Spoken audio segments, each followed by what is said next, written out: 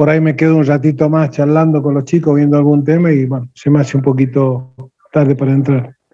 Bien, nosotros estábamos viendo, ya les cargué la unidad temática número 2 del ingeniero Zule, que les va a dar después que termine yo.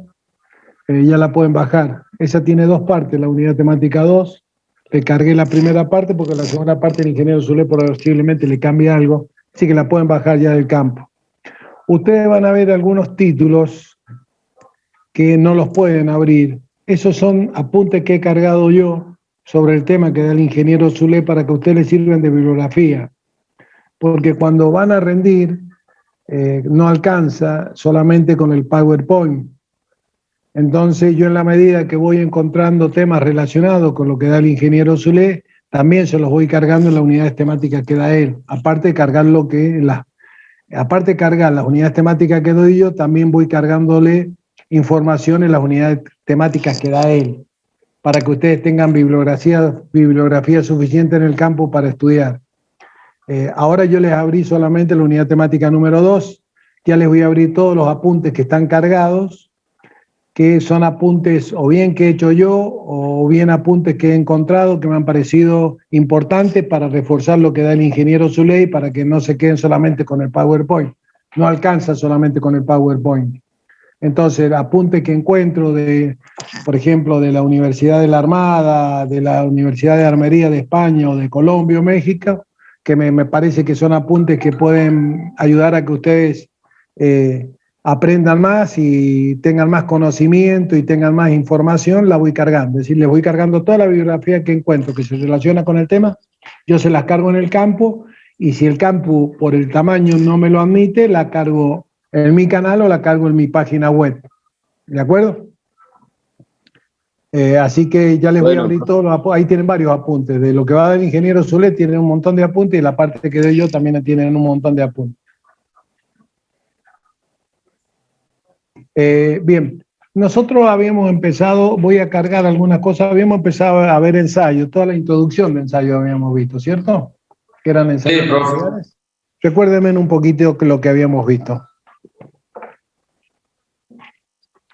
Habíamos visto ensayo, pero no solamente habíamos visto clasificación general de ensayo, ¿cierto? Que eran ensayos. Los destructivos, los no destructivos, y ahí los explicó usted qué era cada uno. Que era cada uno. Bueno, ahora vamos a ver los ensayos destructivos, generalmente son ensayos mecánicos. Vamos a ver un PowerPoint que he preparado sobre ensayos mecánicos y lo vamos a ir analizando un poquito para ver las distintas partes. Vamos a ir parando un poquito porque si no me empiezo a andar y no me doy cuenta que por ahí hay que parar un poquito para que ustedes hagan preguntas o lo mismo si consideran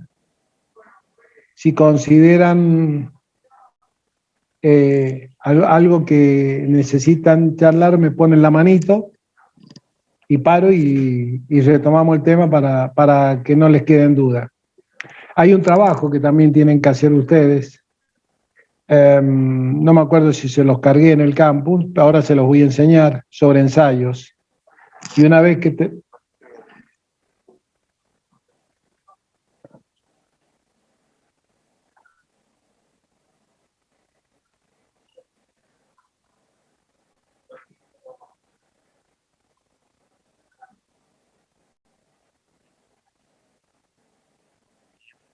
habíamos estado hablando de que había ensayos químicos, había distintos tipos de ensayos. Me acuerdo que habíamos hablado que el primer ensayo que se hizo de dureza era por la raya que se hacía en los materiales, con un peso determinado, y depende de la profundidad, era la dureza.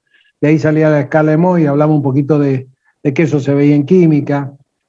¿Está bien? Ahora vamos a empezar con ensayos mecánicos, es decir, ya con los ensayos que realmente se hacen a los materiales. Y habíamos hablado que había 2 tipos de ensayos en particular. Un ensayo que se hacía con probetas, que estaban diseñadas, que estaban normalizadas a nivel mundial, y había otro ensayo que era no destructivo, que generalmente ya se hacía las piezas construidas.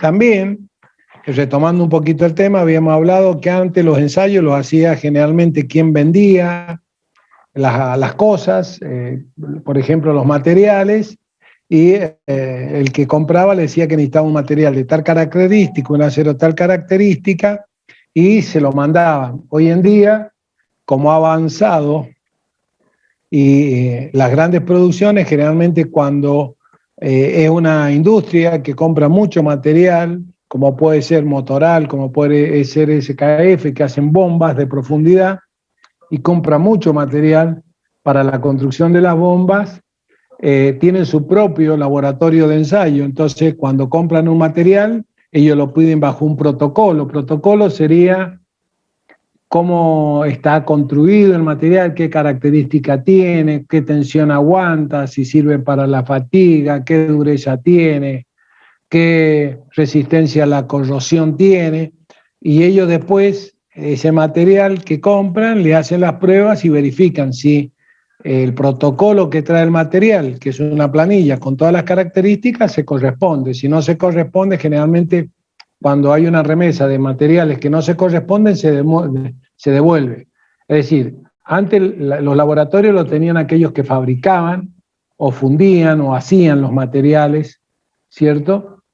O preparaban los materiales. Hoy día, las empresas que lo utilizan, es decir, sería el segundo paso de un material que ya es para construir una pieza, tienen su laboratorio y cuando reciben una remesa de material le hacen los ensayos para ver si cumple con las condiciones que dice aquel que fabrica o aquel que funde o aquel que elabora el material que está vendiendo. A partir de ahí hay máquinas más o menos sofisticadas para hacer ensayos. Entonces, lo que vamos a ver ahora son los distintos tipos de ensayos. Ahora me dan un segundito, voy a cargar el PowerPoint y voy a cargar unos videitos que tengo. Espérense que busque clases de conocimiento en mi escritorio.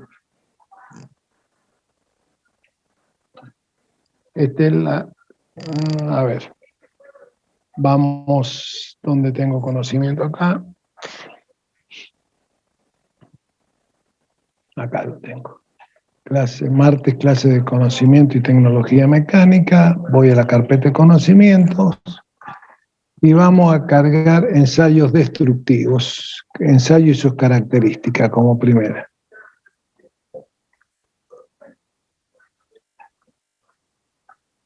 Vamos a cargar de primera, eso lo vamos a cargar y vamos a ver en videos, ¿qué videos tengo acá? Esto lo tenemos para otras clases. Cuestionar, a ver si acá tengo el video que quiero.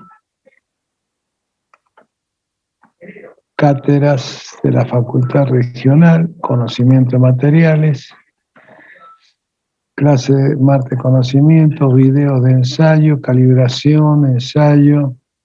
Vamos a ver si puedo descargar ensayo de Sharp, durómetro, ensayo de tracción. A ver si lo puedo descargar. Si se descargó. Bien. Lo vamos a bajar acá. Lo vamos a bajar. Ahí está, lo vamos a bajar. Que deje de hablar. Lo vamos a bajar y vamos a ver si quedó cargado.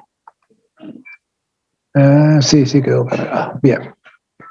El profe está grabando la clase. Gracias. Grabar en computadora. Listo. Es bien mandado y la vamos a grabar así después me entretengo editándola. Bien. Entonces vamos a ver ensayos mecánicos. A ver, esperen, bueno, vemos los ensayos mecánicos y después vamos a ver el trabajo que tienen que hacer. Les comento que el trabajo que tienen que hacer, chicos, forma parte de la promoción.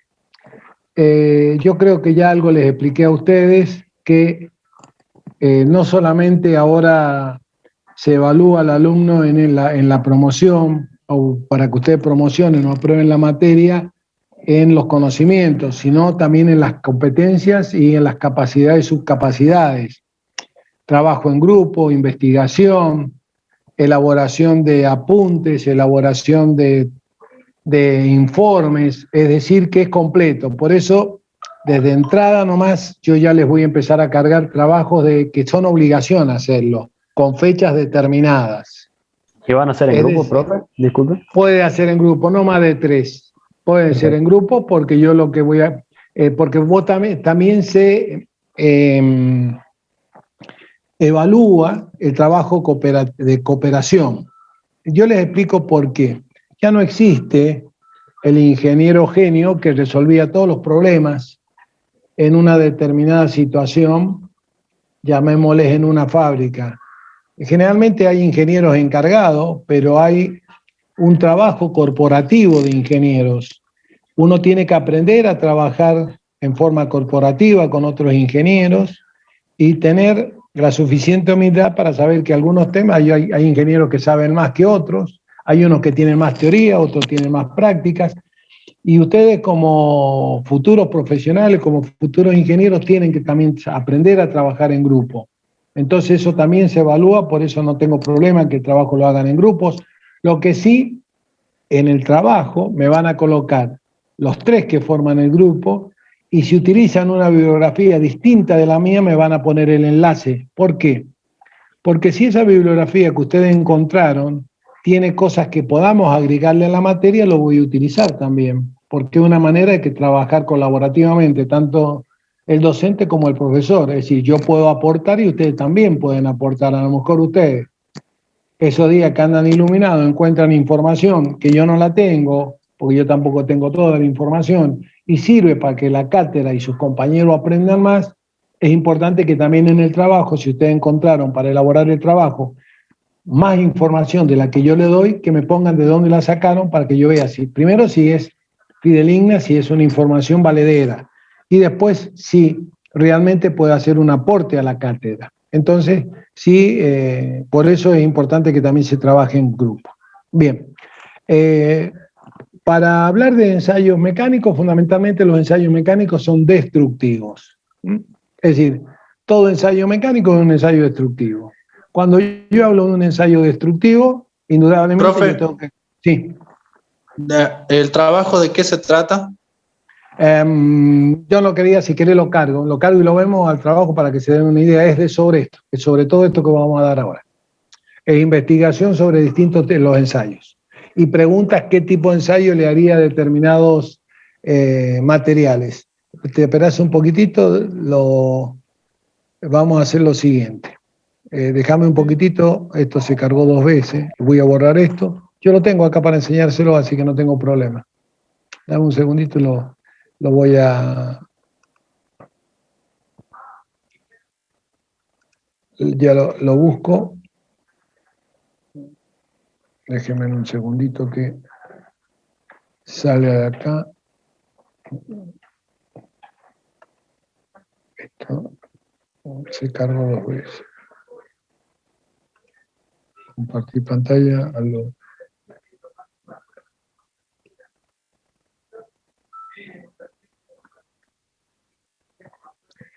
A ver si acá no lo cargué. Esto lo vamos a sacar. Que se me cargó. Ahí está. Finalizar. Ahí está. Esto lo vamos a sacar. Dame ya, creo que lo tengo cargado acá. Así que lo tengo cargado acá, se los enseño para que saquen la duda. Trabajo, cuestionario, ensayo. Acá está. A ver si se me carga. Vamos a ver si se me carga.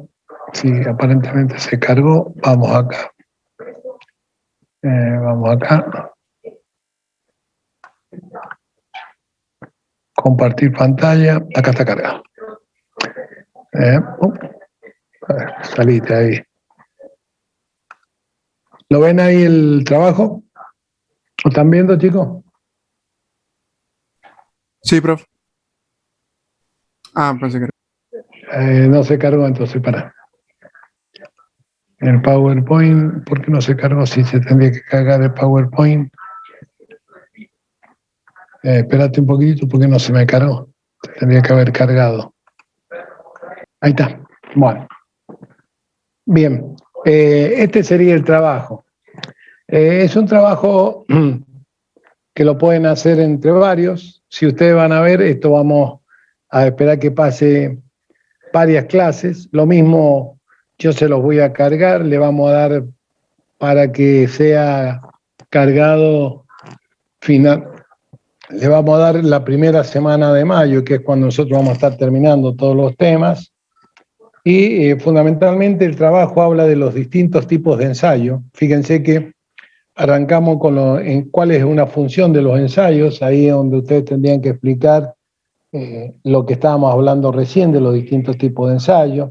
Clasificación, acá en la clasificación de los ensayos tienen que clasificarme la clasificación que les di yo, ensayos físicos, químicos. Yo voy a ver si le cargo un apunte que hice sobre eso, y después dentro de esos ensayos tienen los ensayos mecánicos o destructivos y los ensayos no destructivos. Y bueno, y acá uno de los primeros ensayos que vamos a ver es el ensayo de tracción.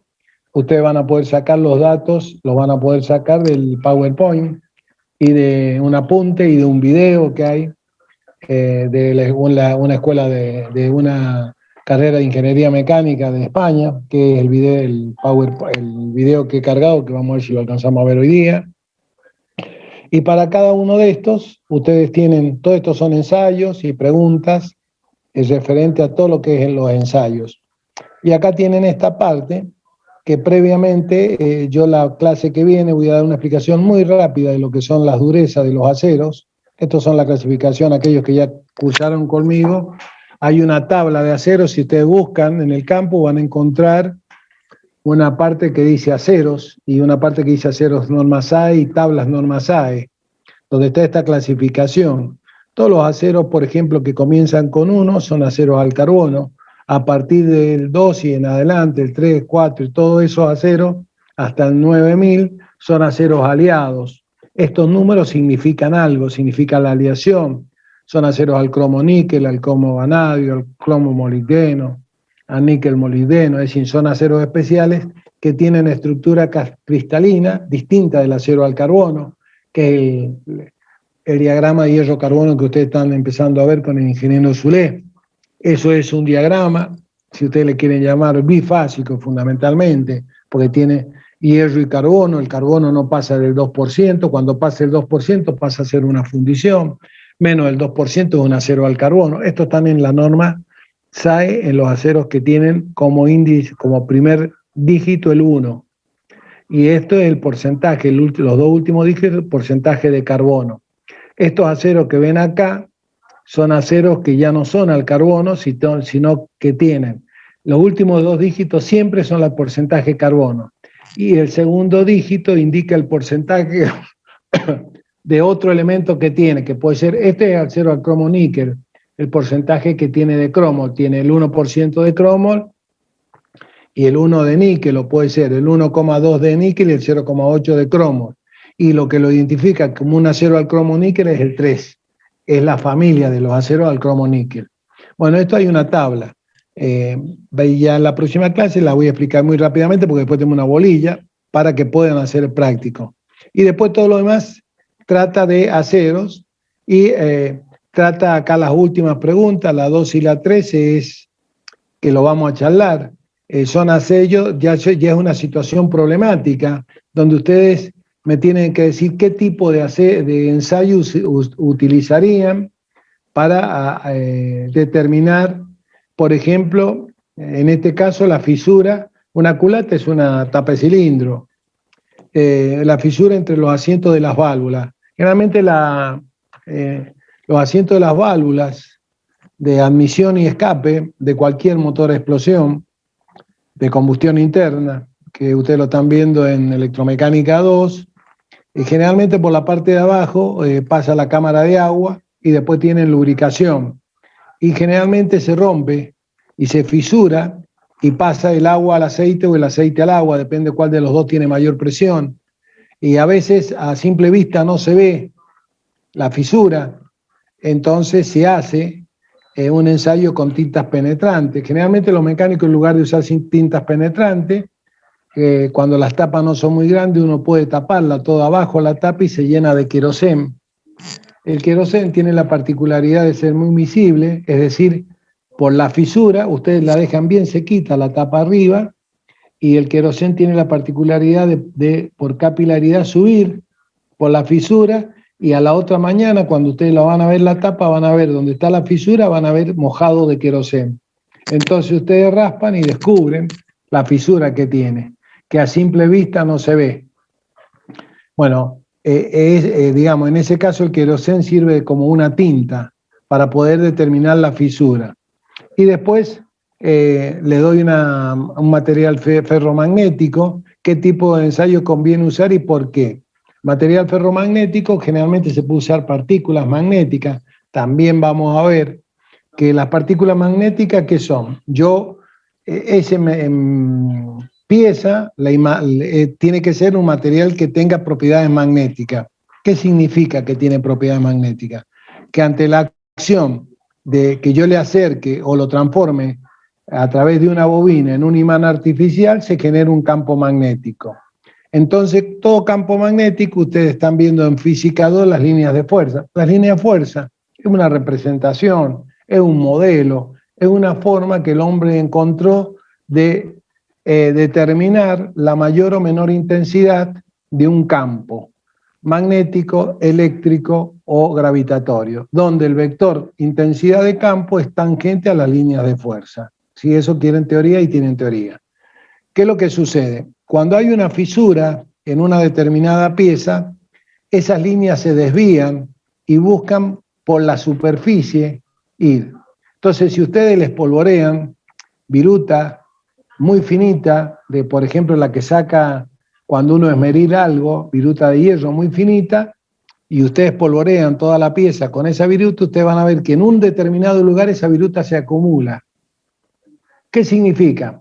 Que la pieza que yo la estoy usando como un imán artificial, que ya van a ver hay un apunte mío sobre eso, que la convierto como si fuera el núcleo de una bobina, las líneas de fuerza salen a la superficie y vuelven a entrar a la pieza. Entonces, al salir a la superficie y volver a entrar a la pieza, cuando sale a la superficie, ¿qué hace? Me agrupa todas las virutas de hierro. Entonces yo ahí descubro que hay una fisura.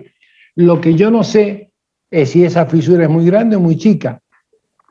Ya para determinar el tamaño de la fisura ya tengo otro tipo de ensayo no destructivo que sería, por ejemplo, radiografía gamma o radiografías X. ¿Qué le saco? Una radiografía como le sacan a ustedes cuando se rompen un hueso. Exactamente igual. Es decir, saco una radiografía con una placa atrás y si hay una fisura me va a marcar una línea, me va a marcar una forma determinada más negra que toda la placa. Y ahí me está diciendo que hay una fisura. Bueno, eso sería más o menos en qué va a consistir el trabajo práctico que tienen que elevar. Lo vamos a dejar para la primera semana de mayo, la elevación, cuando ya terminemos de ver prácticamente todos los ensayos materiales. Si ustedes lo quieren ir haciendo, yo se los voy a cargar con fecha y todo en el campus. Tienen elementos, si lo quieren ir haciendo, tienen elementos, lo tienen que subir al campus.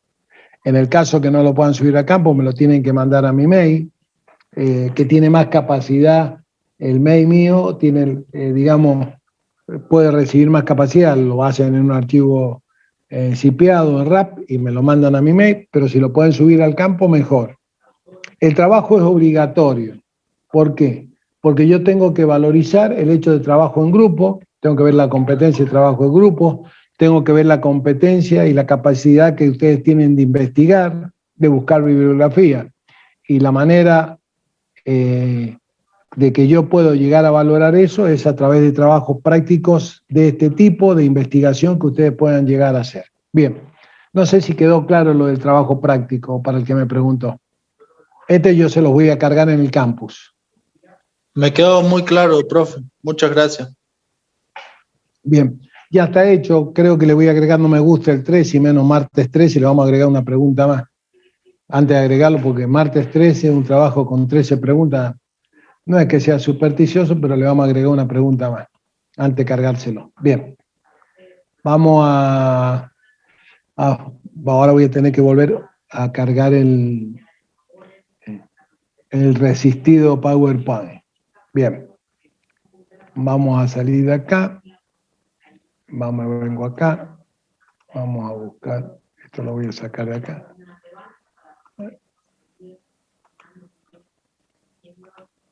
Déjeme un poquito que sacamos esto de acá. Sacamos esto de acá. Esto ya lo cargamos. Ahora vamos a buscar de nuevo el Power. ¿Ensayos? Sí, profe. Bien. Ensayos no destructivos. El primer ensayo no destructivo es el ensayo más común y que a lo mejor los que vienen de la escuela técnica lo han visto, que es el ensayo de tracción. El ensayo de tracción, la palabra misma lo indica, es un ensayo en el cual la probeta, son probetas normalizadas que tienen forma de dos copas invertidas, donde la probeta, dependiendo dónde se hace el ensayo, tiene un tamaño distinto, pero son siempre de la forma es la misma. En la parte superior y en la parte inferior tienen forma de copa, como lo vamos a ver ahora. No tienen ángulos de 90 grados para evitar que se creen tensiones cuando uno lo elabora. Tienen una terminación muy fina, porque si yo la terminación la hago gruesa o hago rayas con el torno, cuando yo hago una raya o la elaboro a la probeta, puedo generar tensiones, entonces se me puede romper ahí. Cuando yo el material que coloco o hago la probeta es homogéneo, teóricamente la probeta yo la tengo dividida en partes iguales, la parte que va a ser sometida a tracción se me tiene que romper en el medio, la probeta, o prácticamente en el centro. Si se me rompe en un lugar que no sea el centro, yo lo tengo que desechar ese material porque significa que no es homogéneo el material. Es decir, que ya el solo hecho donde se me rompe la probeta me dice si el material sirve o no sirve. Después tengo una serie de mediciones que yo hago en base a la máquina de tracción. Pero a priori, yo si cuando le aplico la fuerza para que traccione la probeta se me rompe en cualquier lado, menos en el centro, ya descarto ese material porque ese material, es decir, ¿qué es lo que yo hago? Yo tomo barras o un material determinado o material de construcción y yo quiero saber qué resistencia tiene la tracción. La resistencia a la tracción me va a determinar tensión de esfuerzo a la tracción, me va a determinar tensión de fluencia que vamos a ver, va a determinar la tensión al 0,3 de fluencia, la tensión de rotura y después me va a determinar lo que se llama estricción y obstrucción, que es en el momento que la probeta pierde espesor donde se va a romper, se enangosta y se rompe. Ahí tengo el clivaje y tengo la parte donde la probeta se empieza a estirar, como a estirar, y voy a tener dos partes bien definidas, una parte pulida y una parte áspera. La parte pulida es la parte que se va rompiendo y al irse rompiendo es como que los granos se van rozando entre sí, se va puliendo. Cuando la resistencia de la probeta disminuye a tal punto que lo vence la máquina, la parte que yo veo áspera es la parte que se arranca, es decir, que no se ha ido rompiendo de poco, sino que directamente, y eso lo vemos en la curva de tracción. Generalmente lo que yo mido es tensión, yo utilizo sigma. En algunos libros la tensión utilizan la S, S1, S2, yo sigo utilizando, y es la carga aplicada sobre la sección que yo aplico la carga. Y de alguna manera, acá en este dibujito está cuando yo aplico la fuerza, ¿cierto? Esto sería un dibujito de qué es la tracción. Los materiales poseen una serie de características entre las cuales se destacan las propiedades mecánicas tales como, es decir, cuando yo voy a hacer un ensayo mecánico, lo que yo quiero determinar son estas propiedades. Por eso existen distintos ensayos. Yo con un solo ensayo no puedo determinar todas las propiedades. Pero ustedes, cuando hicimos el de saberes previos, se encontraron muchos de estos nombres que ustedes tenían que decir qué es lo que era. ¿Está bien? ¿Por qué? Porque yo cuando hago los ensayos, yo determino todas estas propiedades, es decir, con varios tipos de ensayos, no con un tipo de ensayo, toda esta propiedad, ductibilidad material, maleabilidad, resistencia, dureza, tenacidad. Existen ensayos que permiten determinar el comportamiento de un material ante la aplicación de una carga. Los resultados de esta prueba constituyen las propiedades mecánicas del material. Es conveniente entonces aclarar algún significado de estos términos. ¿Qué es lo que sucede? Yo puedo hacer un ensayo y lo puedo dividir dentro de los ensayos mecánicos en dos tipos de ensayos. Un ensayo que se llama estático, porque la velocidad con que yo le aplico la carga tiende a cero, es decir, que sería el caso de la tracción, yo le voy aplicando de a poquito la carga, entonces la velocidad tiende a ser a cero. Pero existen otros ensayos de tipo mecánico que son dinámicos, como puede ser el martillo de Isot o el martillo de Charpy, donde yo golpeo la pieza, es decir, es un martillo, es un péndulo que tiene un martillo con una forma determinada y la probeta está en la parte inferior. Entonces yo utilizo la energía potencial de ese martillo que está a una determinada altura. Cuando golpea la probeta la rompe, entonces parte de la energía potencial que tiene ese martillo que está a una determinada altura la gasta en romper la probeta. Esa diferencia se mide en lo que se llama resiliencia y directamente una aguja me marca la resiliencia y eso me permite determinar cómo resiste ese material a determinados impactos. Es decir, que es un ensayo muy particular. Es decir, que ya empezamos a hacer división dentro de los propios ensayos, ensayos que son directamente dinámicos, donde yo utilizo velocidad, utilizo aceleración, y otros ensayos que son estáticos, y se llaman estáticos no porque se estén quietos, sino porque la velocidad con que yo lo aplico es muy lenta. Entonces, yo puedo dividir en ensayos estáticos y ensayos dinámicos. Acá tienen las definiciones. ¿Qué es ductibilidad? Que yo se los pregunté en los saberes propios. Capacidad que tiene un material para deformarse sin romperse, cuando está sometido a esfuerzo de tracción. Por ejemplo, el estirado de un alambre. Ustedes toman determinado alambre. ¿Qué diferencia tiene un alambre galvanizado común a un alambre galvanizado acerado? Y que el galvanizado común, que sería el alambre que generalmente conocemos de fardo, pero que está galvanizado, se va a estirar un poco más que el acerado. El acerado se va a romper y ustedes van a ver que la rotura es brusca y es como que se arranca. El otro es como que se va estirando y entonces aparecen, en ese estirado aparecen dos zonas bien definidas, una zona bien brillante y la otra zona de grano grueso, que es donde se termina de arrancar. Es decir, que ya ahí estoy teniendo concepto de ductibilidad. No es lo mismo estirar un caño, lo hacemos bien gráfico. Yo si tomo una barra de estaño y le aplico una tracción, lo más posible es que se estire un poquito, ¿sí o no? Se estira un poco, porque es dúctil. Pero si yo agarro una barra de acero, no la voy a estirar. Le voy a aplicar tensión hasta que directamente va a hacer una explosión y se va a partir. Se va a cortar directamente la barra. Ahí tienen diferencia bien clara lo que es ductibilidad de un material. Maleabilidad. ¿Qué es la maleabilidad? Capacidad que presenta el material para soportar deformación sin rotura sometido a compresión. Caso de forja o laminado. Es decir, cuando yo tomo un material, se los doy con un ejemplo más simple. No tomemos un material. ¿Qué hace la mamá, la abuela, cuando está preparando la masa para los fideos y la pone en la pasta linda? Si la masa no tiene la consistencia determinada, pasa por los rodillos de la pastelina y ¿qué pasa?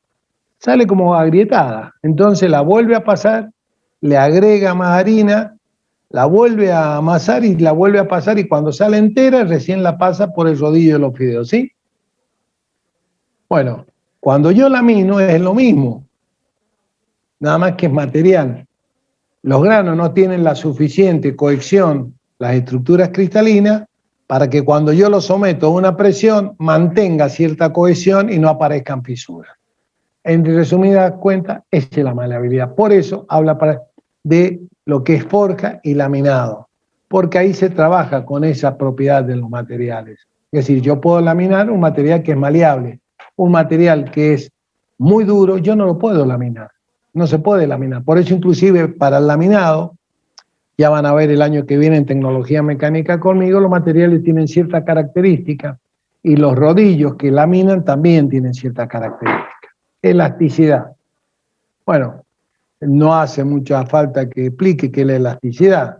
Un material es elástico cuando yo, una vez que le deje de aplicar la fuerza que lo estoy destinando, ¿cierto?, vuelve a su estado normal.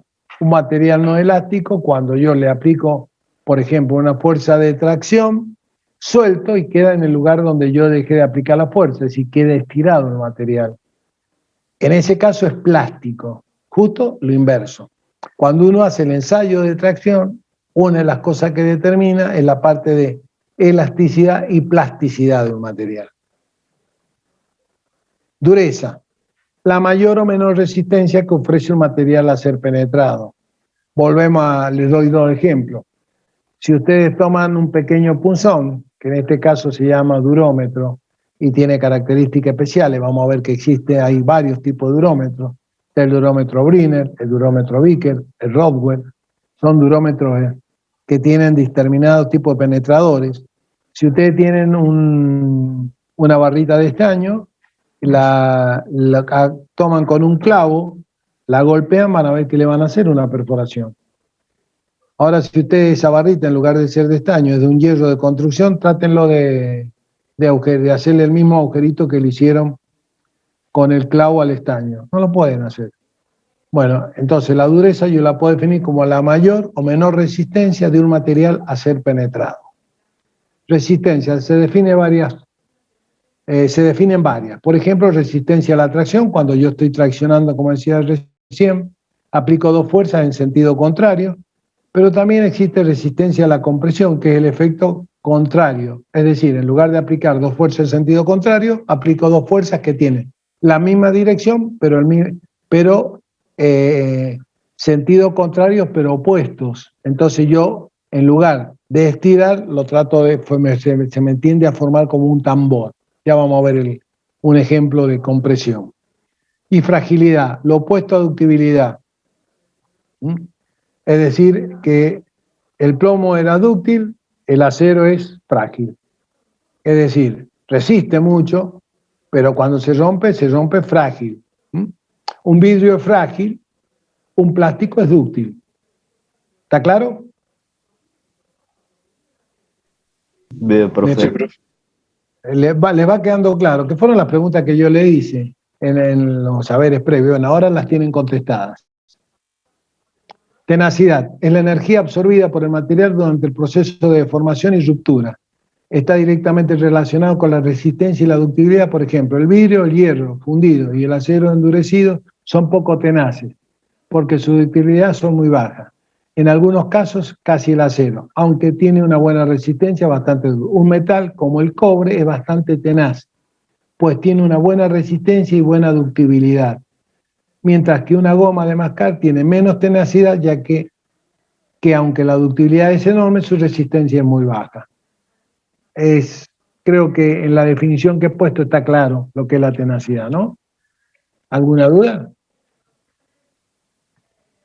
No, profe. Ya no. De vez en cuando tengan alguna duda, si me dejan tomar un mate, chicos.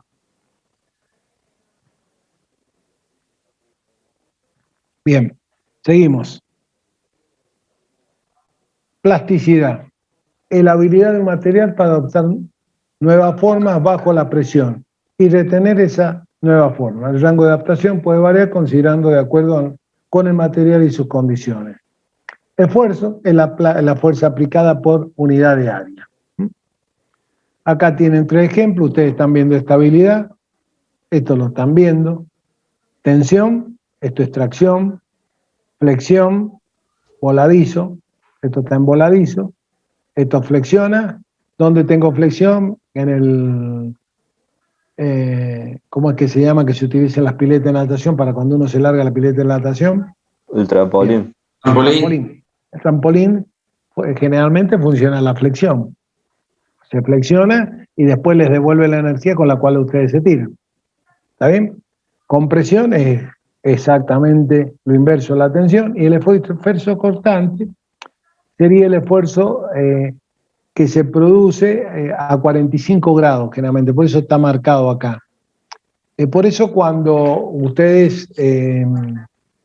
cuando hay un temblor, generalmente lo que se mira en las casas, los esfuerzos cortantes, Y en las paredes, uno, cuando hay un temblor muy grande, generalmente las paredes que tienen problemas o los edificios que tienen problemas, los esfuerzos de mayor peligro y para que ese edificio pueda caerse o tenga probabilidad de caerse son los que están en las grietas a 45 grados.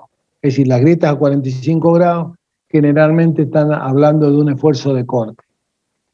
El esfuerzo cortante, lo más común es el de la tijera. El que hace una tijera sobre una chapa o sobre un papel es un esfuerzo de corte neto, un esfuerzo de corte. Bueno, ensayos mecánicos, tensión, dureza, torsión, fractura, fatiga, creep, impacto de fractura y, bueno, y acá está en inglés. ¿Y de qué depende? De la composición, ahí hablamos un poquitito de los aceros que hablamos recién, cómo está compuesto. No es lo mismo, como yo le decía, un acero que tiene distribuido átomos de carbono y átomos de hierro, a un acero que aparte de los átomos de carbono en su microestructura cristalina, estamos en la parte de acá abajo, tiene algunos átomos de cromo, níquel distribuidos en forma homogénea en todo el material, porque esos átomos le dan características y enlaces particulares a la estructura que permite que su resistencia, por ejemplo, los alcromo-níquel son muy resistentes a la fatiga, por ejemplo. La fatiga son esfuerzos repetitivos de flexión, por ejemplo, flexión y compresión, donde ustedes me dicen que puede haber un esfuerzo, por ejemplo, en un palier de un camión o de una camioneta que va muy cargada. En una vuelta, la parte que está a tracción pasa a compresión y la parte que está a compresión pasa a tracción. Esos son repetitivos. Ustedes imaginen las vueltas que da un palier cuando una camioneta va andando. Y al cabo de un tiempo, cuando se sale de los rangos naturales, el material se fatiga. Fue lo que le pasó a la suspensión delantera de Senna cuando se mató. La fatiga generalmente es muy difícil determinarla en una pieza construida, porque generalmente suele empezar de adentro hacia afuera. ¿Y cómo se da cuenta uno que un material se ha fatigado? Porque donde empieza la fatiga ustedes van a encontrar, inclusive en un palier de una camioneta o de un camión que se ha cortado, ustedes van a ver una cosa bien pulida, que es donde empezó el proceso de fatiga, y después una parte, como yo les explicaba, de grano arrancado, que es cuando pierde la resistencia del material y termina colapsando. Profe, una pregunta sobre eso. Como dice usted que es muy difícil darse cuenta, cuando usted dice que podemos notar la pieza bien pulida, cuando la pieza ya la vemos del exterior así pulida es porque está ya a punto de romperse o digamos le quedaría un tiempo. No, en ese caso la única manera es haciéndole una radiografía. El hecho de que esté pulida afuera no se puede ser desgaste. Lo que puede ser que si una pieza que ha tenido un tratamiento especial, por ejemplo, vamos a un ejemplo particular, árbol de leva, de una moto, de un auto, cigüeñal. Sí. Generalmente son de hierro fundido, pero tienen un tratamiento que se llama nitrurado. El nitrurado es un tratamiento superficial. El nitruro es nitrógeno que se hace en una cámara especial donde se coloca el cigüeñal o se coloca el árbol de leva y hay amoníaco, NH3, en forma gaseosa.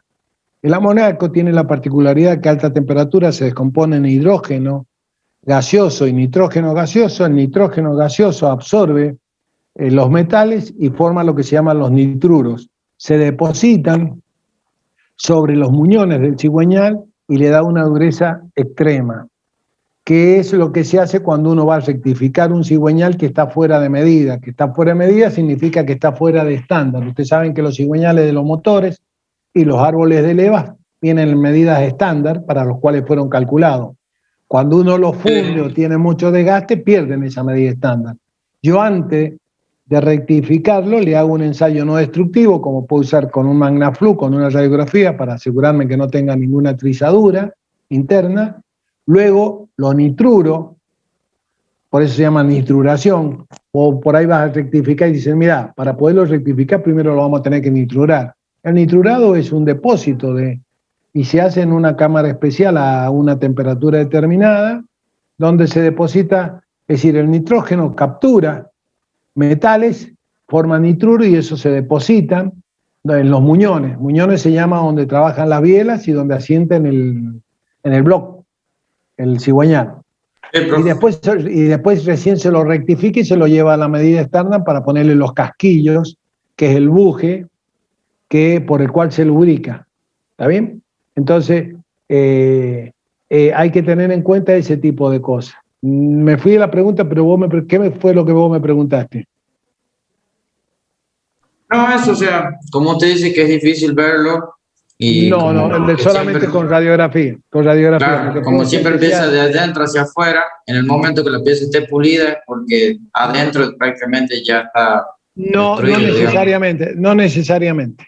No necesariamente. La única manera para poder saber si hay una trizadura interna es si es un material ferromagnético a través de corrientes parásitas o a través de lo que serían, digamos, de partículas magnéticas.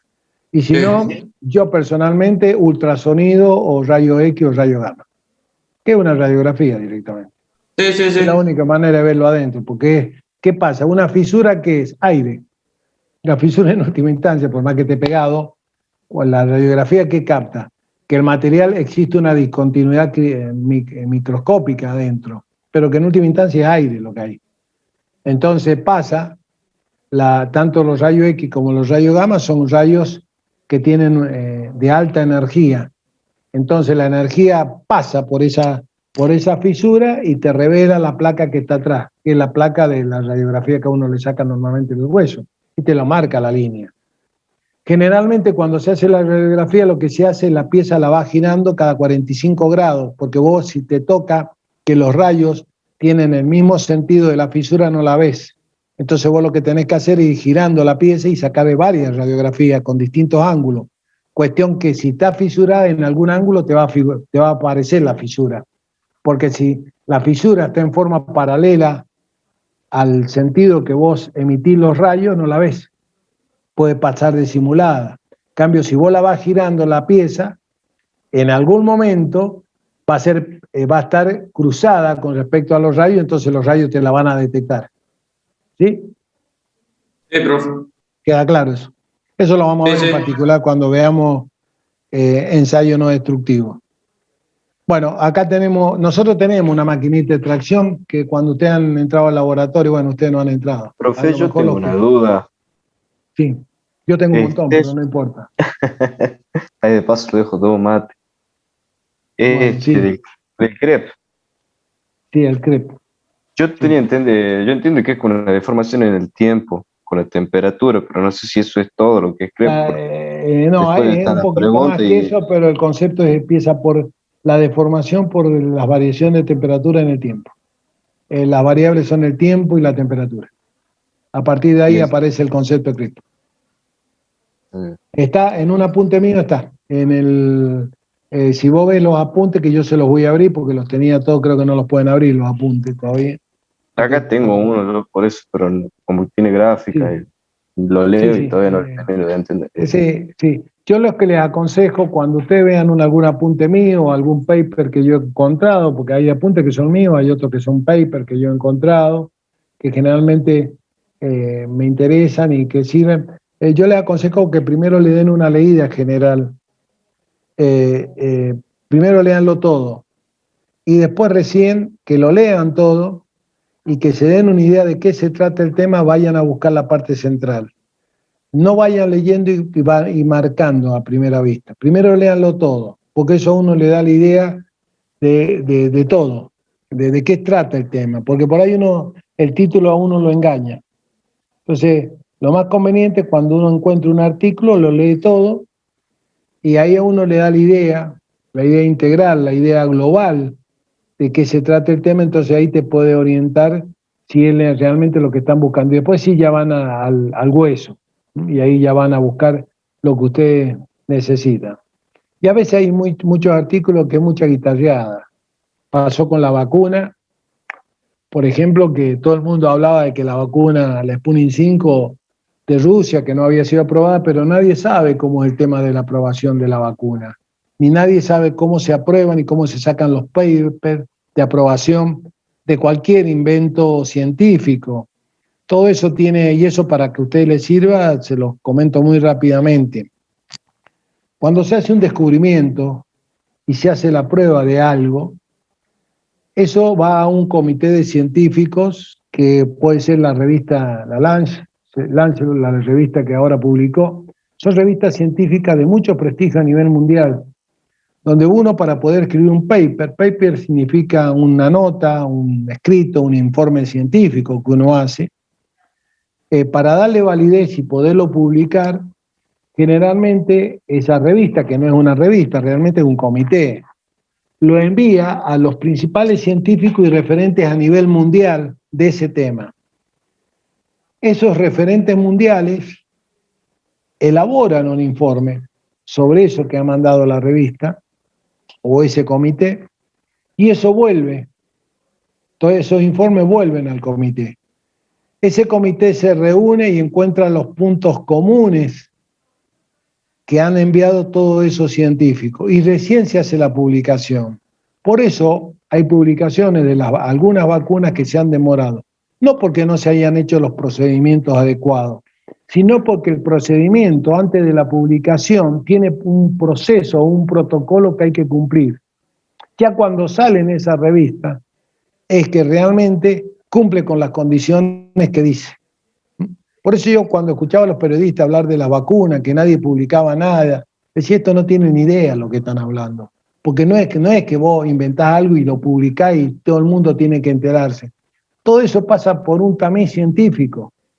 Y ese tamiz científico es muy duro, porque va a un comité, de ese comité va a los expertos, los que más saben del tema, vuelve al comité y después busca ese comité los puntos en común, y recién, si encuentra puntos en común, sale la publicación. Eso para que sepan el tema, por qué el tema de la vacuna para mí eran todas estupideces lo que hablaban. Bien, esto sería un resumen muy simple de qué sería una máquina de tracción. Vamos a ver si está en el otro. Bueno, esta es una máquina de tracción. Bueno, esta es la probeta típica. Ya después, en todo caso, volvemos. Esta es la probeta típica. Fíjense que lo que yo les decía tiene la forma de copa. Es acá donde se toma de las morsas o de las tomas de la máquina de tracción, pero realmente donde se tiene que romper es en esta parte, y fundamentalmente acá en el centro, la probeta. Esto, fíjense, acá realmente tiene que ir redondeado. Acá no está redondeado. ¿Por qué? Porque si yo esto tengo ángulos muy cerrados, yo cuando la construyo la probeta genero tensión, entonces a mí se me puede romper acá, y no puede ser representativa la medida que yo haga de la tracción. ¿Por qué? Porque yo cometí un error cuando construí la probeta.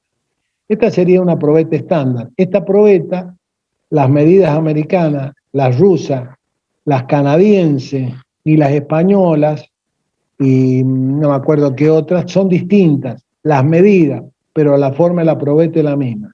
Y otro tipo de probeta, la probeta, uno toma un trozo de hierro común, como puede ser un hierro del 8, un hierro del 10, un hierro del 12, y le hace un ensayo de tracción también. Está normalizado el ensayo de tracción también para el hierro tal cual está, sin transformarlo en probeta. La máquina de tracción no es ni más ni menos que esto, una máquina de tracción, ¿cierto? Inclusive algunas probetas son roscadas. Estas son las morsas, ahora me acordé, estas son las morsas con las que se tracciona o con las que se enrosca la probeta, y esto tracciona hacia arriba y tracciona hacia abajo. Generalmente este sistema es hidráulico, es una prensa hidráulica que funciona al revés, y la medida, el manómetro, en lugar de marcar presión, marca carga por unidad de superficie, y después tiene un sistema por el cual eso lo transmite Hoy día una computadora, nosotros lo tenemos una pequeña maquinita de tracción, a una computadora que me va dibujando la curva, que ya la vamos a ver en la próxima clase, cuál es la curva de tracción de una probeta. Tiene una parte elástica que cumple con la ley de Hooke, ¿cierto? Que la tensión aplicada es directamente proporcional al módulo de elasticidad por la deformación unitaria, que es lo que ustedes conocen como sigma igual a epsilon por E, o es E por epsilon, es el módulo de elasticidad, todo en mayúscula. Bueno, estas son maquinitas de tracción, la nuestra es mucho más chiquita que esta, pero funciona exactamente igual. Acá está lo que yo le decía, el manómetro, bueno, esta es la computadora, y a estas son máquinas de tracción modernas. Fíjense que ya están conectadas a una computadora. La que nosotros tenemos es mucho más chiquitita, cabe. La computadora es igual, lo que es chiquitito es esto, porque está en un, si ustedes han entrado al laboratorio la van a ver en una caja de vidrio, la tengo colocada. Pero funciona exactamente igual. Y una maquinita de tracción y torsión, es decir, que no solamente me mide y están las probetitas de aluminio, de plástico,